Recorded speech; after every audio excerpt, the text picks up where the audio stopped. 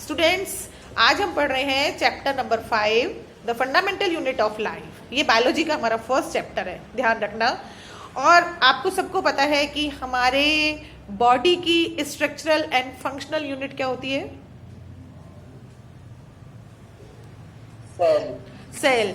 तो सेल को ही हम फंडामेंटल यूनिट ऑफ लाइफ कहते हैं। While examining a thin slice of cork, Robert Hooke saw that the cork resembled the structure of honeycomb consisting of many little compartments। यही मैंने पहले आपको बताया था ना कि रॉबर्ट हुक ने सबसे पहले सेल की डिस्कवरी की थी। उन्होंने एक कॉर्क में, कॉर्क का टुकड़ा होता है ना जिसको रबर बोलते हैं हम, उसमें बहुत सारे जैसे हनी कॉम्ब होते हैं ना, हनी के जो हनी कॉम्ब होता है उसमें छोटे छोटे छोटे कंपार्टमेंट्स होते हैं। इसी तरह से उन्होंने कॉम्ब में, उसमें कॉर्क में देखे, उनको उन्होंने क्या नाम दिया? सेल का नाम दिया उन्होंने।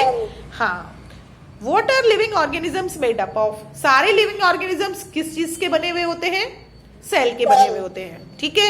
और सेल जो होती है वो इतनी छोटी होती है, इतनी छोटी होती है कि हम अपनी नेक्ड आइज से उनको नहीं देख सकते। उसको देखने के लिए हमको क्या काम में लेना पड़ता है? माइक्रोस्कोप। और माइक्रोस्कोप भी इलेक्ट्रॉन माइक्रोस्कोप। क्या हुआ? ठीक है, इलेक्ट्रॉन माइक्रोस्कोप काम में लेना पड़ता है उसके लिए हमें। तो we can try preparing temporary amounts of peels of onion in different size. What do we observe? Do we see similar structure और डिफरेंट स्ट्रक्चर? अगर हम जो ऑनियन होता है उसको भी हम अगर मान लो माइक्रोस्कोप के नीचे देखेंगे तो उसमें भी हमको इस तरह से कंपार्टमेंट्स दिखाई देंगे। उनको उन्होंने सेल नाम दिया, ठीक है। अब है हमारा कि सेल जो होती है वो किस चीज की बनी हुई होती है? आप बता सकते हैं कोई कि सेल किस चीज की होती है? सेल जो होती है वो छोटे छोटे अलग अलग उसमें सेल ऑर्गेनल्स पाए जाते हैं। एनिमल सेल का बाद में अभी यहाँ पे एनिमल सेल और प्लांट सेल, दो तरह की सेल्स होती है ना। ये देखिए मैं आपको स्ट्रक्चर बताती हूँ, एनिमल सेल और प्लांट सेल में किस तरह से डिफरेंस होता है। देखिए,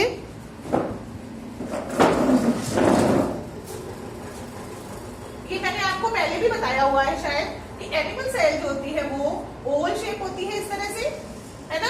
और जो प्लांट सेल होती है वो कैसी होती है? स्क्वायर होती है, करीब करीब स्क्वायर शेप होती है इसकी। एनिमल सेल जो होती है इसमें बीच में क्या पाया जाता है?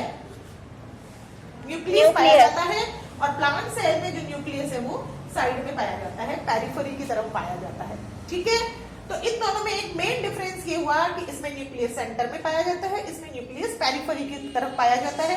ऐसा क्यों होता है? क्योंकि इसमें बहुत बड़ी बड़ी वैक्यूल्स, 2 या 3 वैक्यूल्स पाई जाती है, जिसके कारण वो पेरिफेरी की तरफ सरक जाता है। तीसरी चीज, एनिमल सेल या प्लांट सेल जो भी है, इनमें जो आउटर मोस्ट कवरिंग है वो प्लाज्मा मेम्ब्रेन कहलाती है। क्या कहलाती है? प्लाज्मा मेम्ब्रेन कहलाती है, ठीक है ना। ये प्लाज्मा मेम्ब्रेन होती है। लेकिन प्लांट सेल में प्लाज्मा मेम्ब्रेन के बाहर एक मेम्ब्रेन और होती है जिसको हम बोलते हैं सेल वॉल, जो कि एनिमल सेल में नहीं पाई जाती है। समझ में आया नहीं आया आपको? एनिमल सेल में नहीं पाई जाती है, ठीक है ना। तो दो डिफरेंस हो गए कि इसमें सेल वॉल पाई जाती है, इसमें सेल वॉल नहीं पाई जाती है। इसमें सेंटर में न्यूक्लियस होता है, इसमें पेरिफेरी की तरफ न्यूक्लियस होता है, ठीक है। अब प्लाज्मा मेम्ब्रेन का क्या काम है? प्लाज्मा मेम्ब्रेन जो ये आउटर मोस्ट कवरिंग है, ये जो अपने बॉडी के अंदर जो भी बाहर का मटेरियल अंदर और अंदर का बाहर जाने के काम में, ये प्लाज्मा मेम्ब्रेन जो है इसमें छोटे छोटे पोर्स पाए जाते हैं जो कि इनको अंदर से बाहर और बाहर से अंदर करते हैं कोई भी चीज को, ठीक है। इसमें बहुत छोटे छोटे पोर्स होते हैं प्लाज्मा मेम्ब्रेन में जो कि अंदर बाहर करते हैं चीजों को, ठीक है।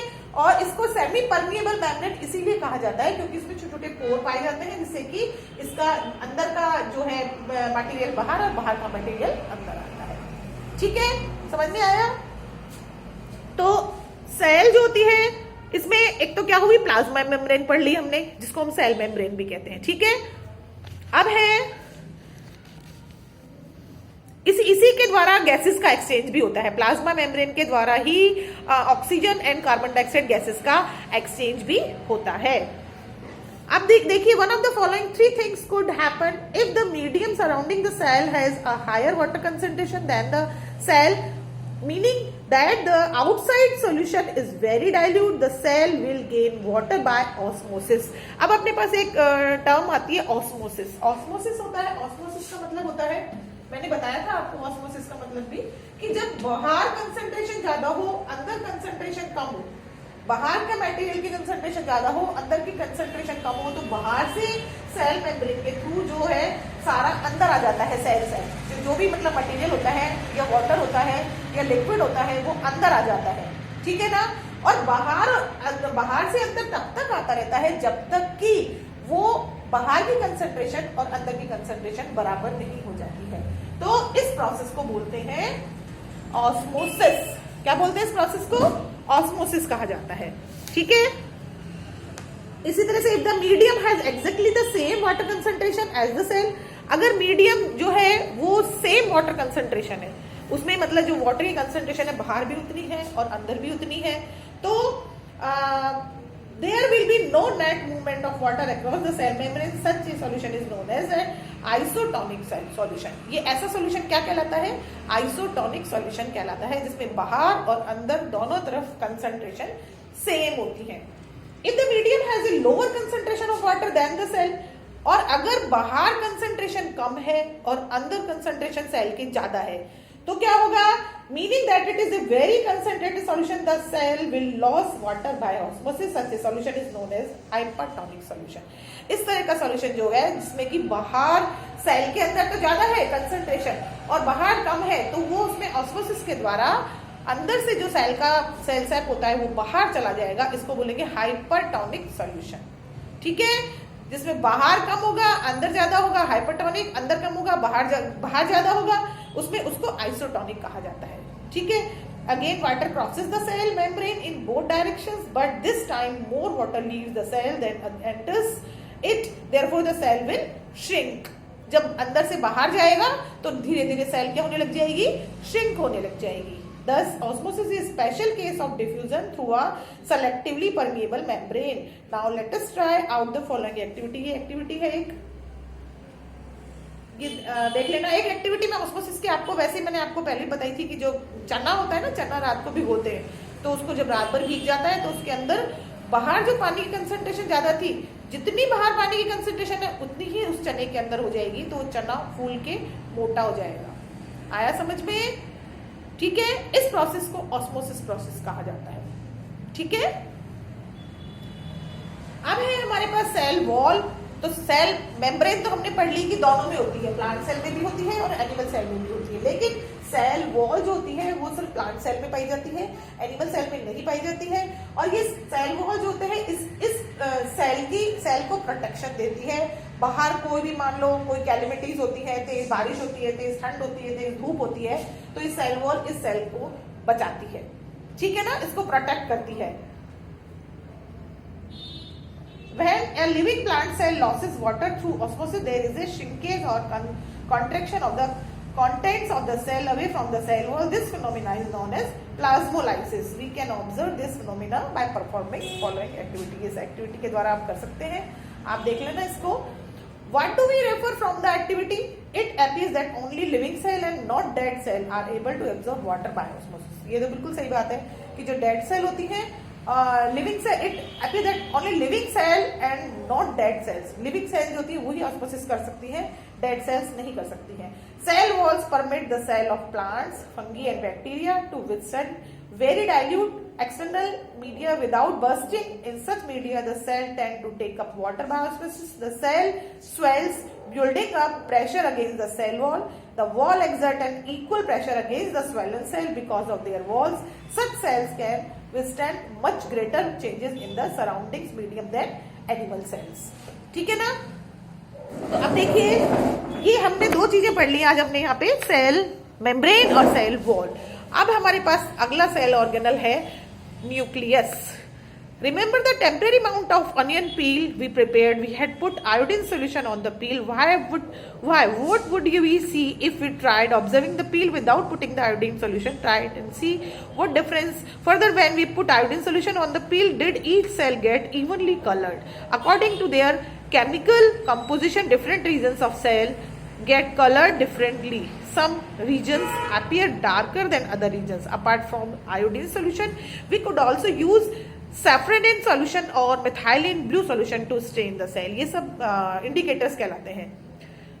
We observe cell from an onion. Let us, ये एक्टिविटी नहीं पढ़ेंगे हम यहाँ पे. अब हम पढ़ रहे हैं न्यूक्लियस के बारे में. इसमें तो the nucleus has A double layered covering. Nucleus की स्ट्रक्चर तो पता है ना आपको कैसी होती है. Nucleus has A double layered covering called nuclear membrane.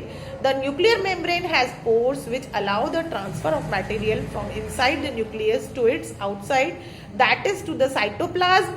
The nucleus contains chromosomes. Nucleus के अंदर क्या क्या पाया जाता है? क्रोमोसोम्स पाए जाते हैं, which are visible as rod shaped structure only when the cell is about to divide. कब दिखाई देते हैं? वैसे तो ये पूरा थ्रेड लाइक स्ट्रक्चर होती है, जो क्रोमोसोम्स होते हैं थ्रेड लाइक दिखाई देते हैं, लेकिन जब न्यूक्लियस डिवाइड होता है, सेल डिवाइड होती है, जब सेल में रिप्रोडक्शन होता है, तब ये थ्रेड लाइक स्ट्रक्चर जो है क्लियर होती है और रॉड शेप्ड क्रोमोसोम्स दिखाई देते हैं. Chromosomes contains information for inheritance of characters from parents to next generation in the form of DNA, deoxyribose nucleic acid. Molecules होते हैं, DNA molecules होते हैं. Chromosomes are composed of DNA and protein.